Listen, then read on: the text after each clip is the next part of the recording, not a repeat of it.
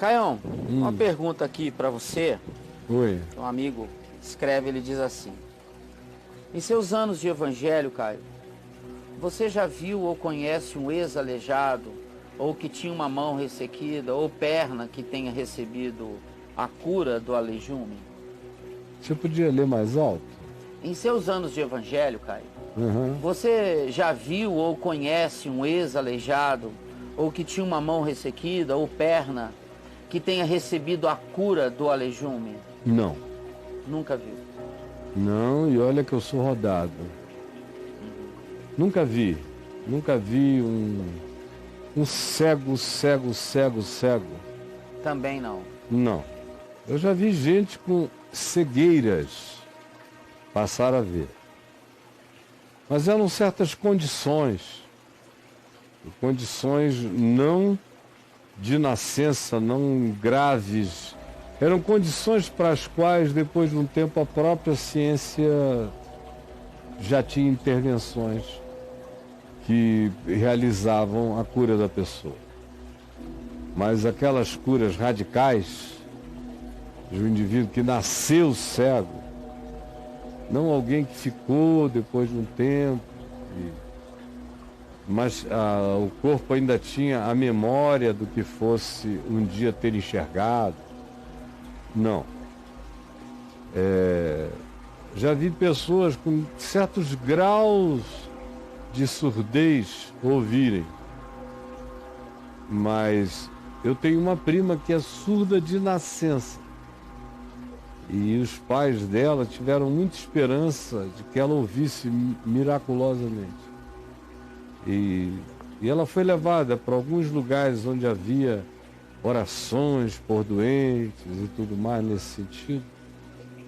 E absolutamente nada. Com meu pai, desde 1 ano de idade, teve paralisia infantil e recebeu uma injeção mal dada na perna direita, a perna morreu. Eu vi o meu pai orar por gente com câncer sério, admitido, verificável, insofismável, e a pessoa ficar curada.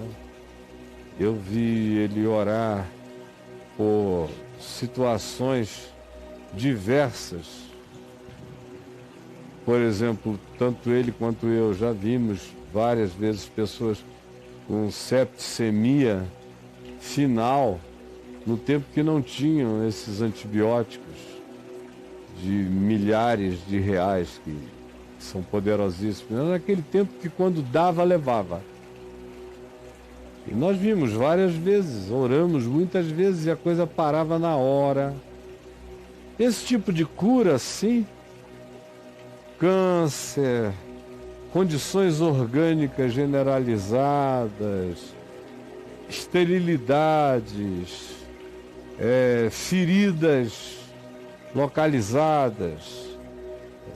Uma pessoa, por exemplo, com tanta doença venérea na vagina que estavam saindo vermes da vagina da pessoa. Nossa. Você vendo verme sair, e ela de cara. perna aberta na cama gritando. Coitada. Uma moça de uns 30 e poucos anos. E a gente orou com ela, com imposição das mãos, e os bichos secaram, cara. Da noite pro dia amanheceu seca. Sem nada disso. Eu via pessoas que enxergavam muito mal e que receberam uma oração e passaram a enxergar bem. Mas nesse nível aí, mão ressequida, estende a tua mão, como Jesus lá no Evangelho, e a mão toda mirradinha, enquirquilhada, crescer boa na frente de todas, eu nunca vi. E muitas outras coisas eu nunca vi na história. Eu vejo, por exemplo, propaganda pentecostal, mas nunca chega nesse nível. Eu vejo muita gente paralítica em cadeira de rodas. 90%, 95% dos paralíticos que eu vejo em cadeira de rodas não possuíam lesões radicais na estrutura ósseo e muscular das pernas, e nem de ligamentos. E 90%, pelo menos até há pouco tempo atrás, de muitas paralisias decorriam de psicossomatizações, de histeria. Eu já vi muita gente paralisada de histeria ficar curada da paralisia. O povo delira e foi uma ação de comando contra a histeria da pessoa, que a curou, porque ela mesma, examinada, ninguém conseguia explicar porque não andava. Mas fisicamente, condições perfeitas. Condições quase perfeitas, não mais perfeitas, que se você ficar sem andar 3 anos, Fica atrofiado. você está atrofiado, vai ter que andar um pouco devagar até se exercitar e conseguir. E assim, desse tipo, eu já vi algumas outras. Sobretudo, paralisias decorrentes de psicossomatizações.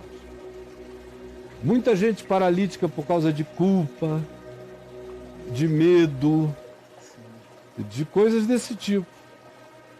E quando elas são atingidas pela palavra de ordem, de autoridade, não precisa nem ser uma coisa genuinamente do Evangelho, basta ser uma palavra de ordem autoritativa, na qual ela crê, aquilo é o suficiente para gerar a catapulta, a ejeção da pessoa para a busca do estado de cura. Você só é curado quando quer ser curado. Se não quiser, não será. É mais fácil ressuscitar o morto do que aquele que, estando vivo, não quer ser curado. Como se o indivíduo quiser ser curado, essa vontade de cura melhora os remédios, melhora os tratamentos, melhora as aplicações, melhora todas as intervenções. O estado mental é a melhor ambiência, é o melhor hospital para que qualquer cura em você se instale. E um bom estado mental é um potencializador de poderes medicamentosos como a gente não pode nem imaginar. Mas, honestamente falando, não vi. Não vi. Vejo outros milagres todo dia. Cara, viajando por aí, eu tenho ouvido tanta história miraculosa. Para mim, ela é tão milagrosa quanto uma ressurreição. Cara. Uma pessoa que diz: eu estava há 10 anos, 15 anos, 20 anos numa cama, sem conseguir levantar, já estava com os membros atrofiados, de angústia, depressão, estava sem força para me matar. Só tomava banho assistido e voltava para a cama. Um dia colocaram lá um telefone celular, um iPad, um laptop, qualquer coisa, ao meu lado na cama, e eu ouvi uma palavra sua falando do poder do Evangelho, e meramente pela palavra parece que uma mão me pegou, me levantou, me botou em pé, soprou vida em mim, eu estou aqui. Isto eu tenho ouvido toda hora, milagrosamente. Como tenho ouvido gente com crise de pânico há 5, 6, 7, 8 anos, que me diz: foi uma palavra de fé que veio, pegou, arrancou, plantou em mim uma convicção de que eu sou amado, de que eu sou amada, e o pânico nunca mais voltou. E como essas doenças psicológicas produzem somatizações e alergias e doenças de pele e um monte de outras coisas no corpo, você elimina aquela causa, o resto desaparece também. Isso eu tenho visto para todo lado. E o grande, maior milagre de todos, que eu assisto a minha vida inteira, é ver a mente de uma pessoa mudar da noite para o dia. Isso é milagre. E ela desaprovar tudo que aprovava, e aprovar tudo que antes rejeitava, e abraçar da noite para o dia um estilo de vida, um modo de vida, com outros valores nos quais ela não cria e contra os quais lutava. Isso é milagre que eu vejo acontecer todo dia, toda hora. Agora, alguém levantar a mão mirradinha e ela esticar saudável na hora, ver o Junoca, por exemplo, nosso querido Junoca, na cadeira, com todas as limitações, a vida inteira, ver uma pessoa como ele sair levantar e sair andando e chutar uma bola e ir adiante, não. Nunca vi. Nunca vi ninguém, depois de 38 anos, se levantar, tomar sua cama e ir embora andando. Sei. Só vi com Jesus. Ô, Caio, não vi em lugar nenhum. E olha, eu espero que em dizendo isso, a sinceridade dessa minha fala acabe com muitos mitos, cobranças e mentiras em relação às quais você é enganado. Porque tem muita coisa que você chama paralítico andando, isso e aquilo, que é operação de mudança de condicionamento, de pensamento, de atitude, é o poder de uma sugestão extraordinária. E tudo é possível ao que crê, você entendeu? Tudo, ou quase tudo, é possível ao que crê. O que é mais... Acontecem coisas maravilhosas quando você crê. E o que é mais milagroso em Jesus para você, Caio? A palavra ou a cura? A palavra ou dele? A cura? A ressurreição, né? A ressurreição, porque foi a ressurreição que validou todas as palavras. Senão, ele seria só um mestre de sabedorias que seria admirado no mundo inteiro, provavelmente como o mais extraordinário de todos os mestres da humanidade. Tá. Mas você fica com aquela agonia constante olhando para ele dizendo: eu sei que tu és Deus, porque ele ressuscitou de entre os mortos. A ressurreição acaba com as discussões acerca de Jesus. Se você crê, acabou o papo. Se você não crê, também não tem mais papo, porque a gente vai discutir o quê? Eu não posso te provar, eu não tenho nenhuma foto, gravação, vídeo. Mesmo que tivesse, você não iria crer. Você iria dizer que era montagem. Então, é pela fé ou não é pela fé? Uhum. Eu tenho um monte de evidências, todas humanas, que me dão a forte convicção de que o que se reportou acerca dele foi tudo verdade. Agora, no fim, fui eu que escolhi crer. Se eu entrasse num estado de desespero e dizer me prova, me prova, me prova, eu já tinha metido uma bala na cabeça e não teria conseguido chegar a essa constatação, como ninguém consegue. Ou você explode porque ele te deu uma tesourada no caminho para Damasco, como fez com Paulo, espoca a luz na tua cara. Ou então você tem que, em ouvindo o testemunho, escolher crer. Do contrário, você fica com palavras. Tá. No máximo e na melhor das hipóteses. E as palavras são incomparáveis, mas não são o bastante para dar e trazer todo esse poder que explode de dentro para fora, e de modo que você começa a praticar Jesus não por causa das palavras dele, mas por causa do poder dele sobre a morte. É isso que te catapulta na direção de uma obediência invencível da palavra e de uma fé insofismável. Fora isso, sem a ressurreição a gente está discutindo sabedoria. Só isso. E aí? Tem que crer na ressurreição, senão dançou. Daí a gente está só diante de uma das mentes, da mente mais genial e simples do mundo. Sim. Mais genial e simples. Porque uma das grandes genialidades de Jesus é a simplicidade. Também acho.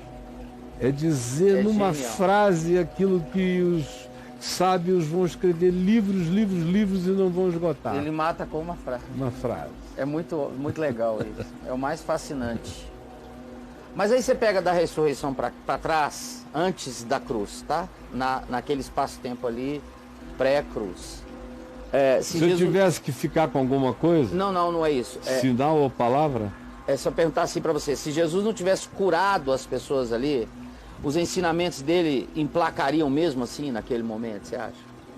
olha, ele curou e os ensinamentos dele não emplacaram, não. Você já viu no Evangelho? O pessoal querendo mais sinal, mais sinal. E ele dizendo, eu tenho vos falado as palavras que eu ouvi de meu pai, o povo não mais dá um sinal.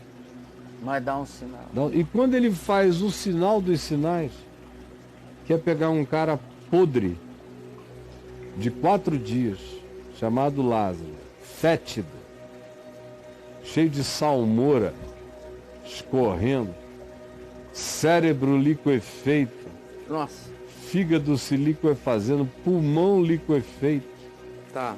as carnes apodrecidas. E vem e manda tirar a pedra, olha lá para o meio da escuridão e diz, Lázaro, vem para fora. E saiu aquele que estivera morto, tendo pés e mãos ligados por ataduras.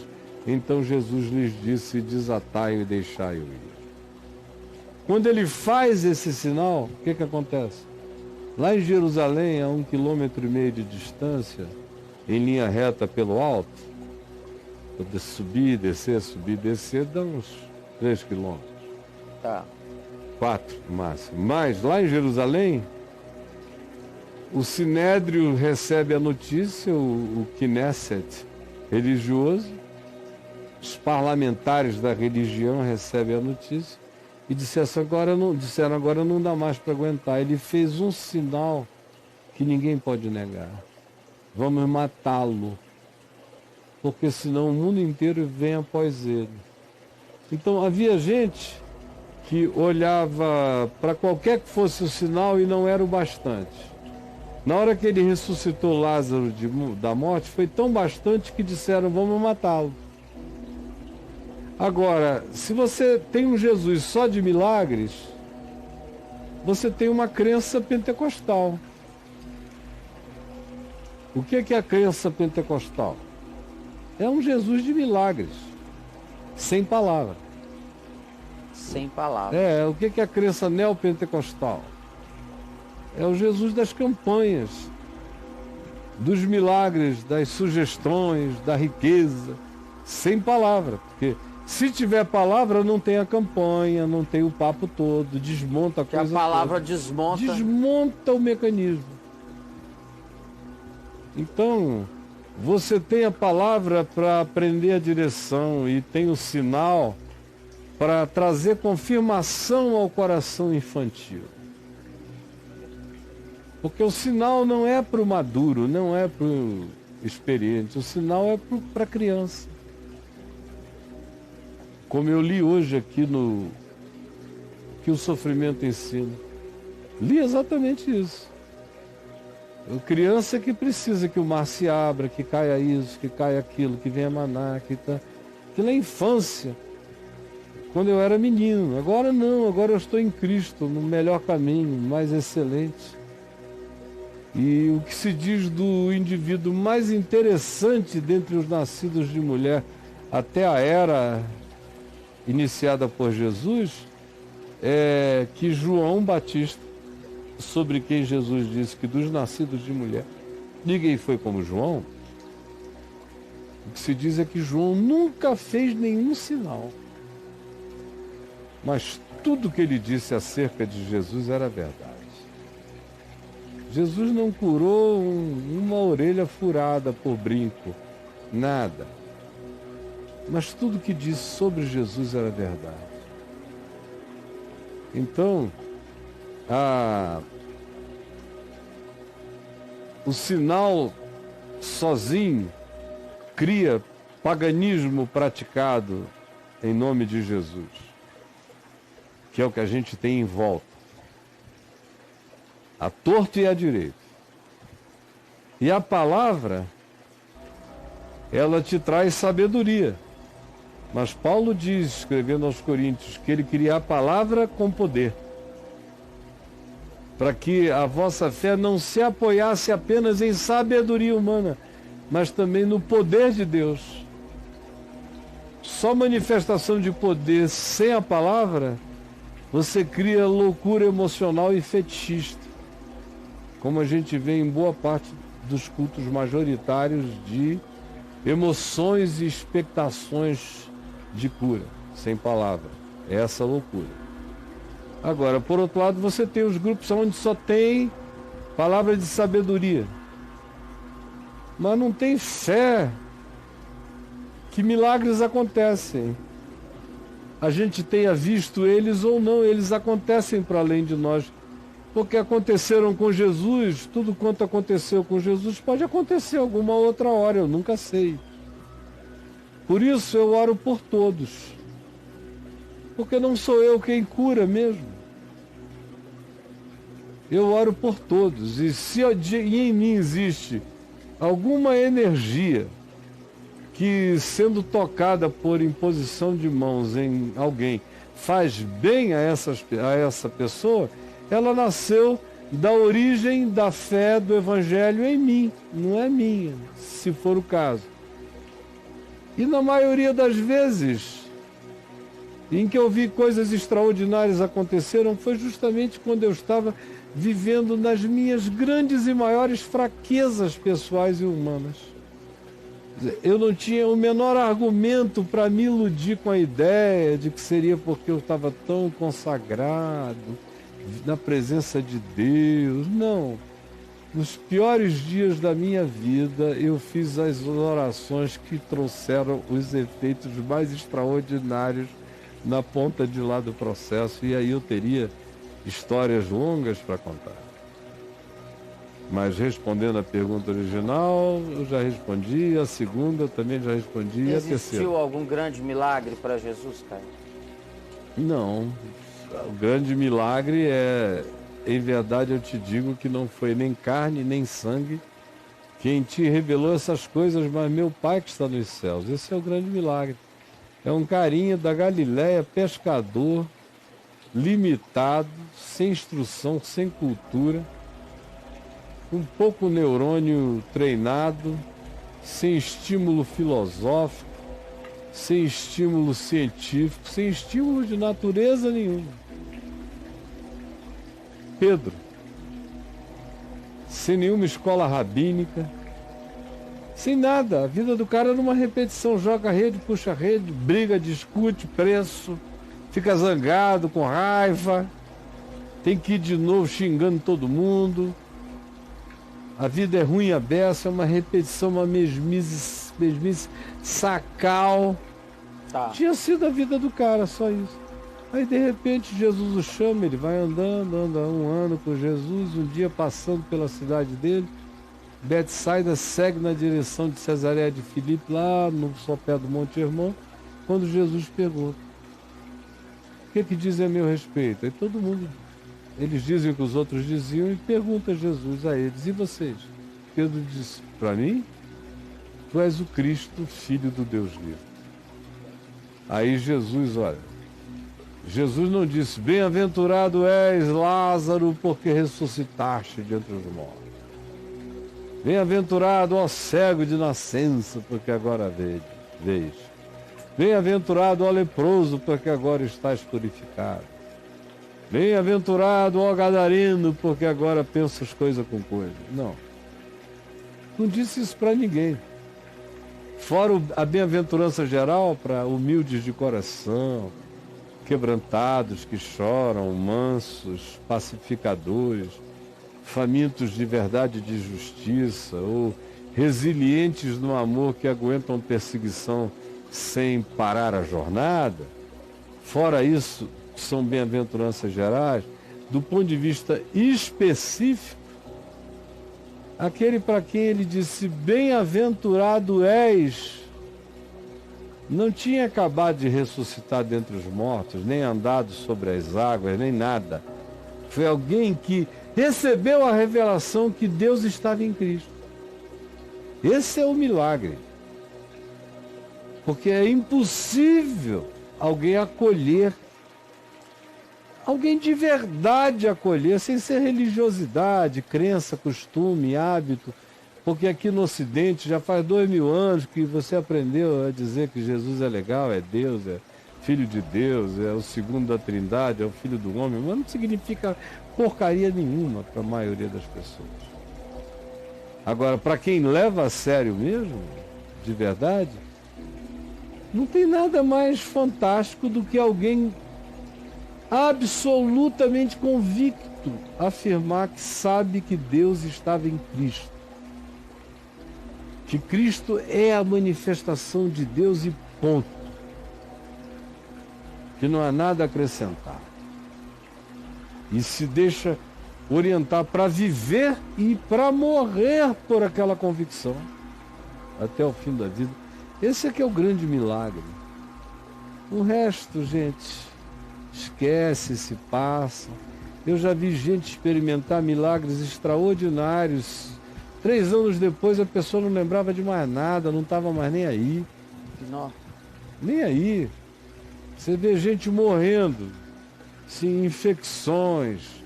Manda te chamar, olha, meu fígado tá falido e eu vou morrer em 3 dias. Tá. Aí você chega lá, unge a pessoa com óleo, ora por ela, aí ela começa a melhorar, os médicos vão fazer exame. O que foi que aconteceu? O teu fígado tá bom. Você me perguntou no início se eu já tinha visto algumas coisas lá. Daquele tipo, não. Essas que eu estou contando aqui, eu já vi. Essa do fígado. Fígado, pulmão, órgãos internos, coração ruim. E a pessoa ser curada, de repente vai e faz o exame e as autoridades médicas ficam perplexas com o resultado, com o que aconteceu. Chegam até a duvidar do exame anterior. Só não quando já são muitos anos de constatação daquele mal. Então isso eu vejo frequentemente o indivíduo ficar curado, fica numa alegria enorme, é devolvido à vida, ou ele, a mulher dele, ou o filho dele. Daqui a 2 anos no máximo ele diz, poxa, legal aquele dia, não é? Daqui a 10 anos ele passa por ti para lá e para cá e acabou. E aí daquele que fica esperando gratidões ou memórias. Se eu fosse viver disso, meu irmão, eu teria secado de frustração, porque eu sei como as pessoas são. Eu já vi tantos milhares de ingratos, não que aquilo proceda de ti, mas você foi um instrumento daquela referência. Comigo, por exemplo, tudo que aconteceu assim em relação a qualquer pessoa, eu mantive a gratidão e a memória sempre. Na chegada, na saída, um beijo, meu irmão, não posso esquecer de que tantos benefícios da minha vida vieram pelas suas orações, ou pela sua perseverança, ou pela sua decisão em meu favor. Mas o mundo não é assim, e pobre daquele que fica esperando esses retornos. É.